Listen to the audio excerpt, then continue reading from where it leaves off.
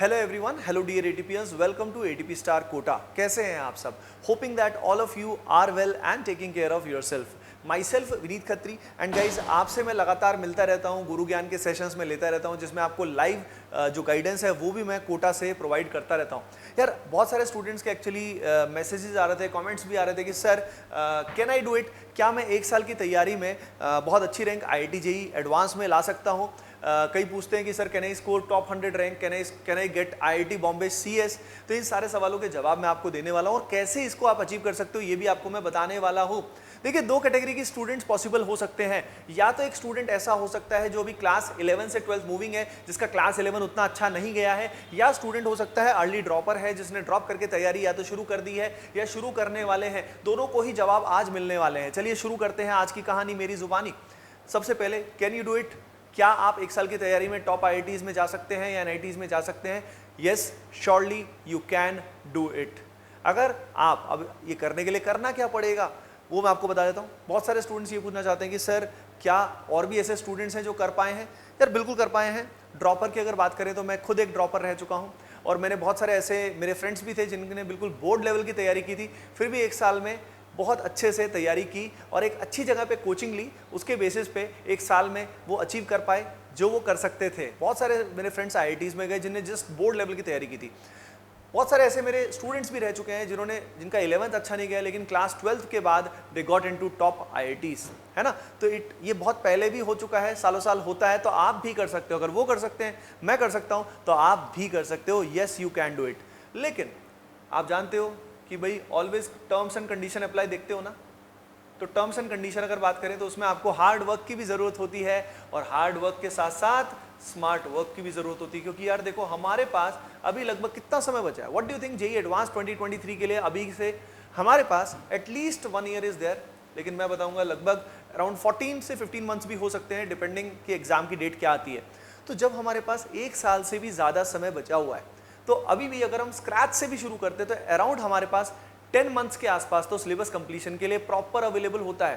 यानी बस आपको चाहिए सही गाइडेंस, सही डायरेक्शन, है ना। तो अगर आप सही डायरेक्शन से काम करते हैं और फुल जान झोंकने के लिए तैयार रहते हैं तो बस बात ही खत्म है, ठीक है। Then you can do it. बस वो सही रास्ता, सही डायरेक्शन कहां से मिले, क्योंकि आपको ये भी तो देखना है यार, पढ़ूं कहां से मैं कोचिंग लूं, ऑनलाइन पढ़ूं, ऑफलाइन पढ़ूं, गाइडेंस कहां से मिलेगी, मेरे को गाइड कौन करेगा, मेरा फिजिक्स खराब है तो मैं कैसे उसको कॉप अप करूंगा। क्योंकि हर स्टूडेंट की रिक्वायरमेंट अलग अलग होती है। ये भी मैं आपको बताने वाला हूं कि कैसे आपको ये गाइडेंस मिल सकती है। अब उसके बाद, yes you can do it. Backlog की टेंशन लेने की जरूरत नहीं है।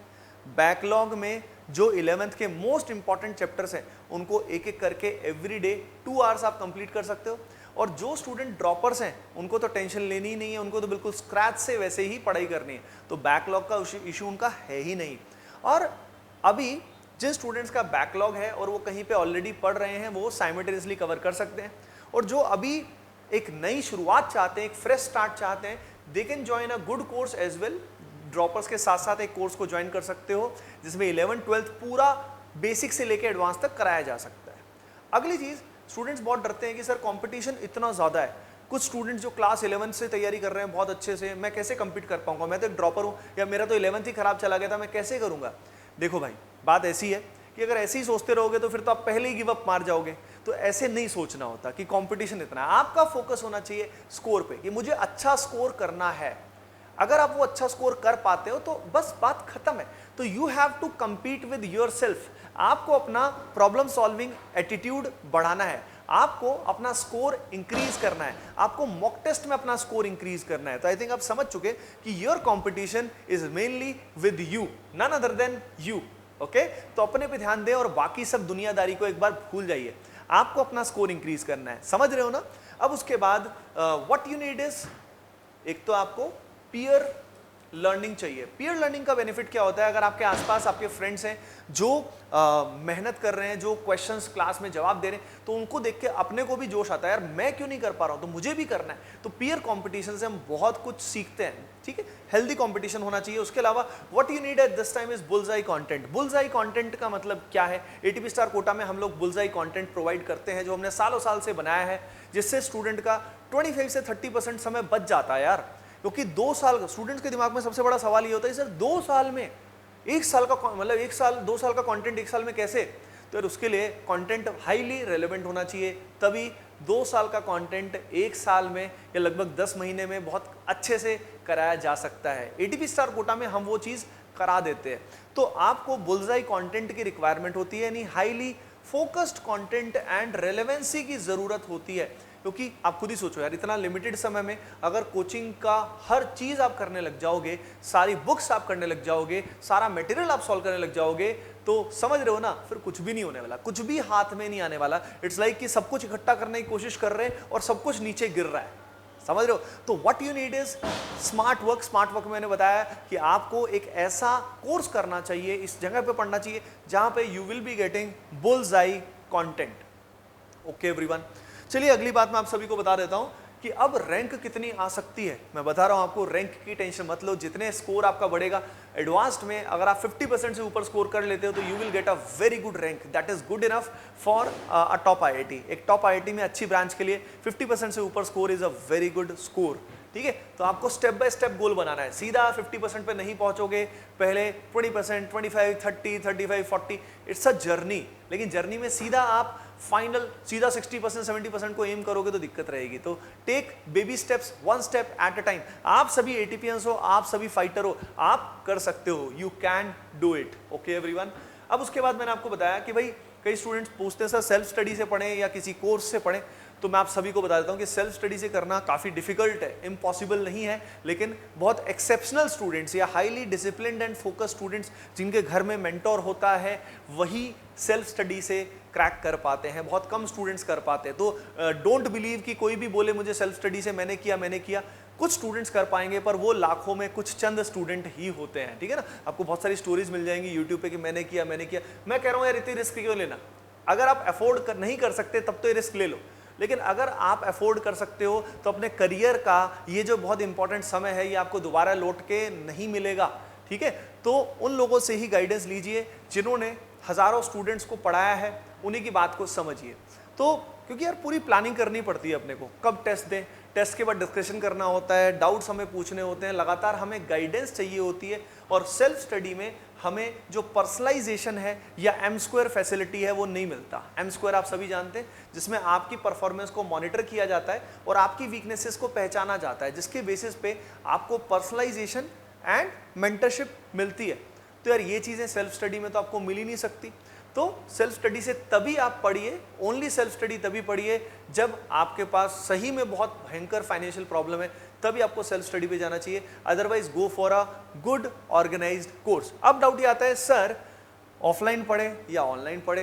तो यार देखो, ऑनलाइन आपको तभी पढ़ना चाहिए अगर आपका फोकस बहुत अमेजिंग है, आप क्या बोलते हैं, आपका डिसिप्लिन बहुत अच्छा है, आपको रेगुलर जो भी दिया जाएगा आप प्रॉपर करते हैं, स्क्रीन टाइम आपका एवरीडे 4-5 आवर्स 6 आवर्स रहता है, आपको सिर में दर्द नहीं होता है, then you can go for online. और अभी तक आपने ऑनलाइन पढ़ के देख ही लिया होगा, अगर ऑनलाइन से आप अच्छा रिजल्ट कर पाते तो online is good for you. Otherwise for any other student offline is best, क्योंकि ऑफलाइन में इमेजिन कीजिए ये जो क्लास चल रही है इस समय जो अपन बात कर रहे हैं, ये अगर रियल क्लास में कर रहे होते, आप सामने बैठे होते तो उसका मजा अलग ही होता है, ठीक है? तो रियल होता है, offline is always most of the time better than online. Okay, अब सवाल ये है क्या आप कोटा इस समय आ सकते हैं? यस गाइज, आप एटीपी स्टार कोटा आ सकते हैं। आप सभी के लिए हम आपकी पॉपुलर डिमांड पे ग्लेडिएटर 3.0 जो बैच है उसका फेज 2 लेकर आ रहे हैं। ग्लेडिएटर 3.0 जो बैच है इसमें complete class 11 as well as 12th दोनों कराए जाएंगे, और ये बैच ऑफलाइन कोटा में 5 मई से स्टार्ट होने वाला है। 5 मई से बैच स्टार्ट होने वाला है एंड यही बैच लाइव भी चलेगा। तो अगर आप बाय द वे नहीं आ सकते हैं किसी कारणवश तो आप ऑनलाइन भी इसका फायदा उठा सकते हैं, लाइव क्लासेस भी आपको मिल सकती हैं।